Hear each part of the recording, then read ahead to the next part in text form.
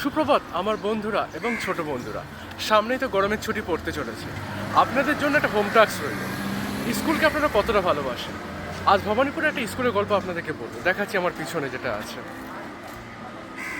মিত্র institution. কি গল্প আছে ভবানীপুর আর কলকাতার ইতিহাসের সঙ্গে স্কুলে?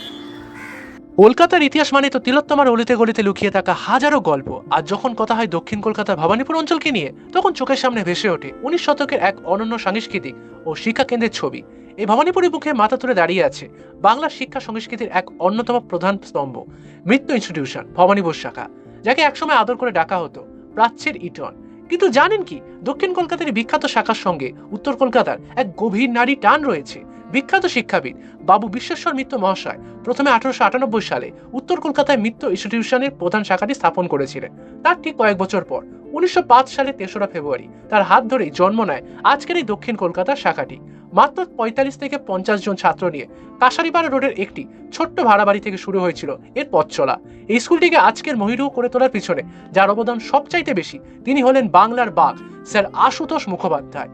1910 সালে যখন স্কুলটি হরিশ পার্কের পাশে বর্তমান নিজস্ব ভবনে স্থানান্তরিত, তখন প্রথম পরিচালনা সমিতির সভাপতি হয়ে এর অগ্রগতির দায়িত্ব নিজের কাঁধে তুলে নিয়েছিলেন স্বয়ং তিনি নিজে।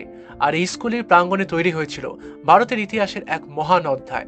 6 জুলাই, যার জন্মদিবস সেই প্রখর জাতীয়তাবাদী নেতা অনন্য শিক্ষাবিদ ডক্টর শ্যামাপ্রসাদ মুখোপাধ্যায় ছিলেন এই বিদ্যালয়েরই অন্যতম শ্রেষ্ঠ কৃতি ছাত্র। শুধু তিনি নন, স্যার আশুতোষের ছায় এই স্কুল উপহার দিয়েছে বিপ্লবী যতীন দাস, সুব্রত মুখোপাধ্যায়, সিদ্ধার্থ শঙ্কর রায় থেকে শুরু করে হেমন্ত মুখোপাধ্যায়, এমনকি রাজ কাপুরের মতো কিংবদন্তিদের।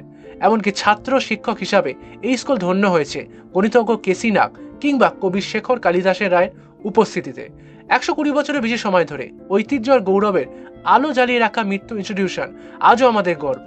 ডক্টর শ্যামাপ্রসাদ মুখোপাধ্যায়ের জন্মদিবসে কলকাতার এই ঐতিহ্যবাহী বিদ্যাপীঠকে জানাই আমাদের সশ্রদ্ধ প্রণাম।